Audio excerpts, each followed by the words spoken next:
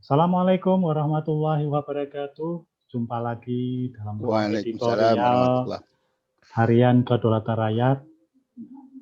Hari ini tanggal 20 Oktober 2020 kita membahas lagi terkait dengan bagaimana kita melawan COVID-19. Untuk topik hari ini, berhubung kita menyambut Hari Santri, ini mungkin kita bisa mengangkat topik-topik bagaimana perlawanan terhadap COVID-19 seperti yang diberitakan beberapa hari yang lalu, beberapa santri terinfeksi COVID-19 di beberapa pondok pesantren, tetapi sudah ada upaya untuk mengatasinya. Nah, telah hadir di ruang editorial hari ini yaitu anggota Dewan Perwakilan Daerah RI untuk Daerah Perwakilan Daerah Istimewa Yogyakarta, Bapak Insinyur Haji Khalid Mahmud MT. Kita sapa dulu Pak Khalid. Assalamualaikum Pak Khalid. Waalaikumsalam Mas Jono. Apa kabar? Sehat alhamdulillah Pak Khalid. Mudah-mudahan teman-teman di KR juga sehat semua. Semoga Pak Khalid juga aktivitasnya lancar, sehat selalu. Pak Khalid, ini di masa pandemi ini selalu kita bicara terhadap COVID-19 ya, karena ternyata kita keluar rumah yang dilihat orang suasananya COVID-19.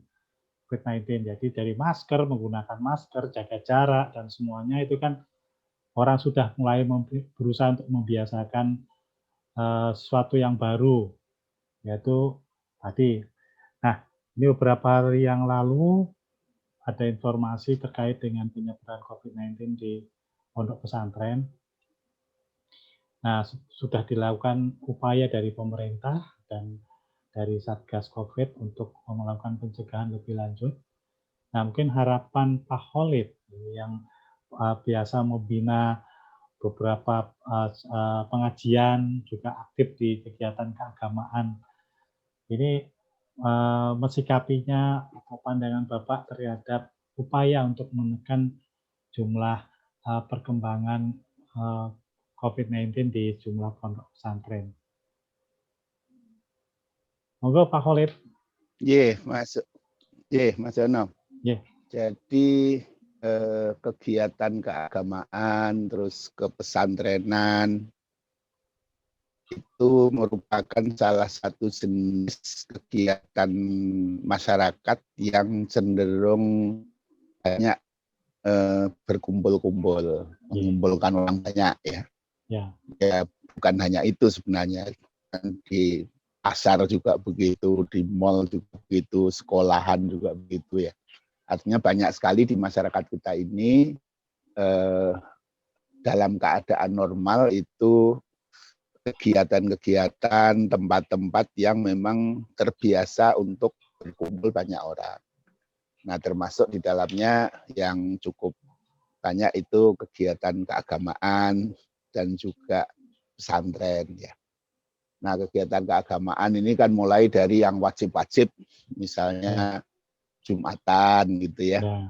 Kalau di Islam ya, kalau di Nasrani ya mungkin kebaktian dan sebagainya. Dan berbagai agama juga memang salah satu bentuk kegiatannya itu memang mengumpulkan orang banyak gitu.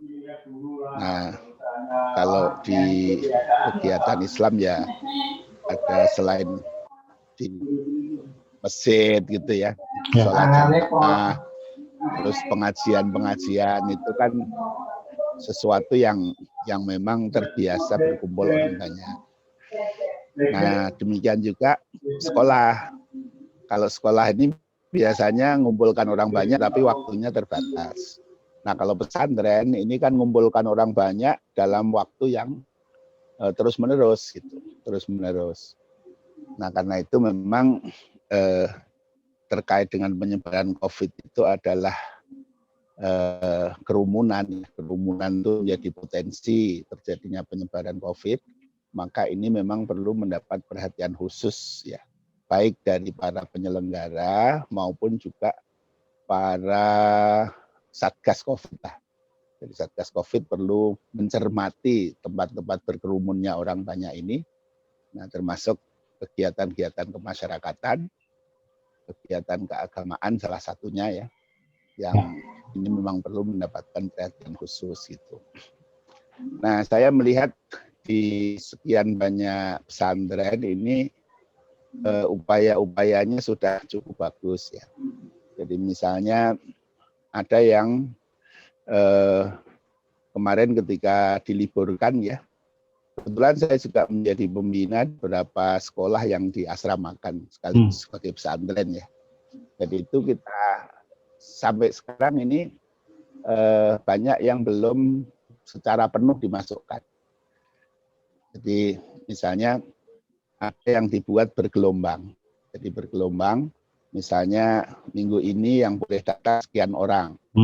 Kemudian dipastikan bahwa yang datang itu harus dengan rapid test, kemudian kalau positif di swab dan sebagainya. Kalau positif tidak boleh masuk. Positif tidak boleh masuk. Yang boleh masuk ke asrama hanya yang betul-betul steril. Itu pun orang tua tidak boleh nganter ke dalam. Jadi begitu sudah dinyatakan sehat, ya sudah santri masuk dan tidak boleh didampingi oleh orang lain. Nah demikian juga kan di lingkungan pesantren itu kan tertutup ya. Jadi orang luar tidak boleh masuk, santri juga tidak boleh keluar. Misalnya itu kan cara yang dilakukan.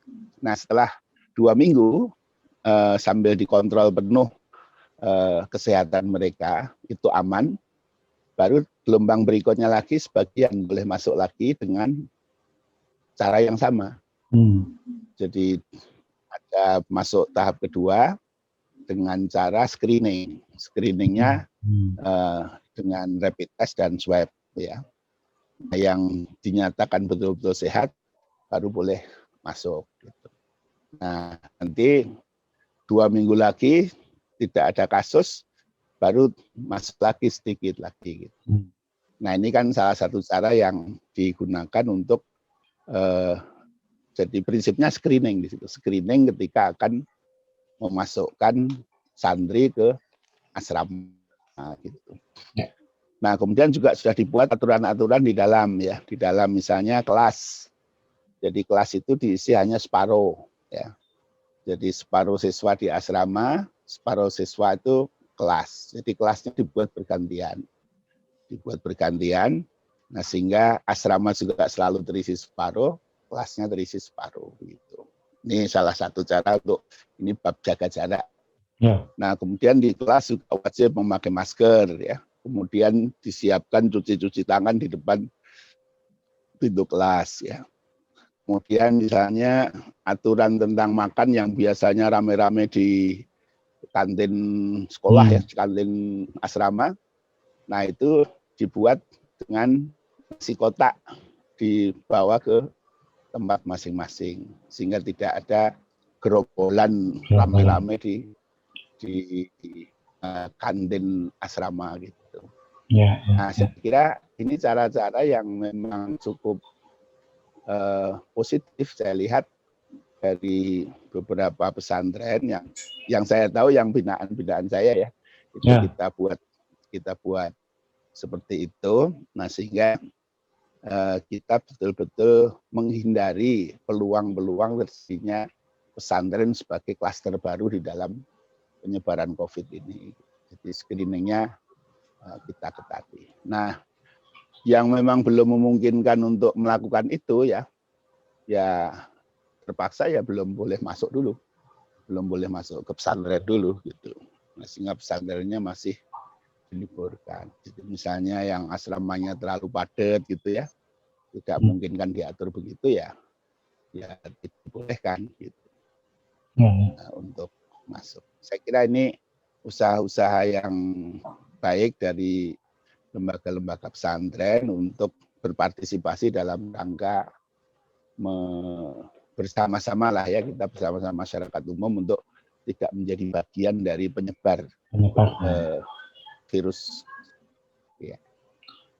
Jadi menurut Pak Khalid, ini kan ada ciri khas dari pesantren itu kan adalah berkumpul bersama-sama beribadah, sebenarnya sebuah jemaah ya. Jemaah itu kan dekat dengan kerumunan, ya mohon maaf ya, dari kerumunan. Nah ini ada suatu kebiasaan yang harus dirubah yang cukup luar biasa nih, untuk pesantren. Karena hampir pondok itu kan tingkat kepadatannya kadang-kadang itu cukup tinggi ya. Nah ini tinggi, ya. Ini merubahnya itu sebuah pekerjaan yang cukup berat nggak ini untuk artinya tadi bagian dari tidak menjadi penyebaran COVID-19. Jadi sebenarnya harus diawali dari screeningnya itu. Jadi kalau screening masuknya ini ketat, maka sebenarnya kalau yang berkumpul ini orang-orang sehat ya, orang-orang sehat itu kan resikonya lebih kecil. Tetapi kalau screeningnya ini tidak ketat, ini memang berbahaya sekali. Jadi misalnya orang masuk udah asal masuk begitu ya, ya sudah nanti jangankan yang gerombol-gerombolan begitu ya, yang sudah berjarak saja masih beresiko kalau ini tidak ada screening gitu.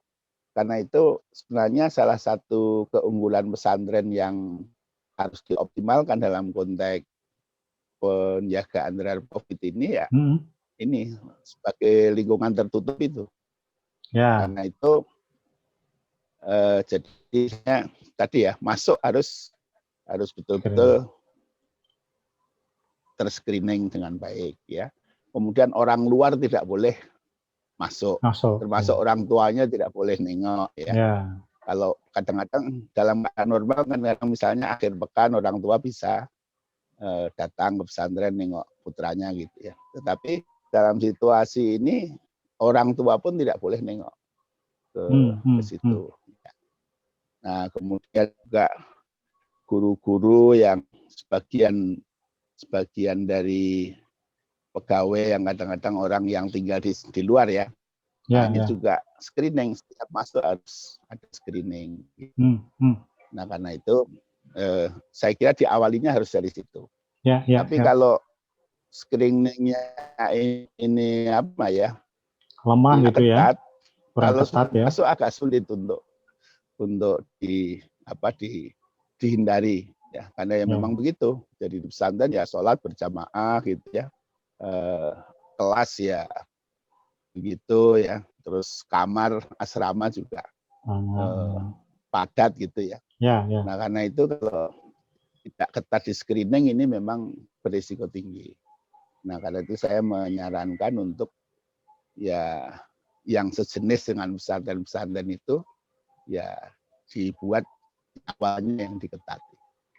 Nah di dalamnya mekanismenya diatur kayak tadi ya, misalnya dihindarilah gerombolan-gerombolan yang misalnya sholat jamaah bisa dibuat bergelombang. Gelombang 1 sekian dulu, gelombang 2 dan seterusnya kan bisa, itu bisa diatur. Kayak kantin tidak lagi bareng-bareng tetapi dibuat kotak sehingga bisa nah itu salah satu usaha ya, usaha untuk mengurangi kepadatan gerombolan di berbagai. Jadi meskipun screening itu diperketat, kan tetap protokol kesehatan ketika di dalam pondok itu juga berlaku. Iya, harus tetap berlaku. Berlaku ya. Jadi tiap kelas disediain tempat cuci tangan, sabun ya. Masker wajib bagi guru dan santrinya gitu. Terus kelas dibuat bergilir. Nah, itu kan sesuatu yang memang meminimalisir kemungkinan terjadinya penyebaran. Nah, terus mungkin juga evaluasi terhadap kesehatan. Misalnya kalau dulu tidak pernah ada cek suhu, tidak pernah ada apa ya, mungkin secara periodik ada. pengecekan suhu dan sebagainya. Terus misalnya UKS-nya, polikliniknya bisa diaktifkan sehingga ketentuan misalnya yang merasa ada batuk, demam sedikit harus segera. Jadi jangan ditahan-tahan tapi harus segera lapor kepada. Ya. Nah, saya kira itu sesuatu yang memang mutlak harus dilakukan. Ini soal screening ini, Pak Khalid. Pak, screening itu kan macam-macam ya. Screening itu melalui tadi ada rapid test ya. Artinya menyeleksi dulu siapa yang masuk. Ada swab, ada juga isolasi. Kalau biaya murah isolasi 14 hari ketika tidak muncul gejala penyakit COVID-19 dia bisa masuk, ada rapid test, ada swab. Nah, kira-kira yang paling relevan untuk screening ini ditetapkan dalam hal tadi keinginan screening yang ketat itu, apakah diwajibkan swab atau cukup rapid test 1 atau 2 kali, atau yang paling murah isolasi mandiri selama 14 hari ketika tidak ada gejala baru mereka boleh masuk ke lingkungan pondok. Ya, sebenarnya yang paling murah kan rapid test, tetapi rapid test ini kan akurasinya tidak terlalu tinggi ya. Yang paling akurat kan swab, tapi swab ini kan mahal, mahal dan harus bayar sendiri. Nah karena itu saya kira ini sekurang-kurangnya itu adalah rapid test, karena ini orangnya banyak kan, pesantren itu biasanya ada ratusan sampai ribuan siswa ya. Jadi kalau bekerja sama dengan puskesmas setempat atau dengan kliniknya sendiri dan lain, ini saya kira bisa dengan dinas kesehatan gitu ya, itu bisa dilakukan. Nah kalau memang ada indikasi ya memang tidak boleh masuk dulu. Jadi di pesantren biasanya tidak cukup ada ruang untuk mengisolasi orang kan. Nah itu. Nah, karena jumlah dirinya banyak. Gitu. Nah kan itu ya mereka isolasinya bukan di pesantren, pastinya tidak boleh masuk. Gitu. Ya, cari tempat sendiri gitu ya. Sehingga pesantren tidak berubah jadi ya itu. Nah, tapi ya tergantung kebijakan masing-masing pesantren ya. Kalau mereka punya gedung yang disiapkan sendiri itu, ya. Gedung yang bisa disiapkan sendiri untuk khusus yang harus isolasi ya bagus lah. Tapi kan mungkin tidak bisa begitu ya. Terus ada himbauan kan setiap pondok itu harus memiliki satgas ya. Tentu peran satgas tadi termasuk tadi screening tadi. Nah sejauh ini implementasi bahwa ya, ada satgas saya kira begitu itu.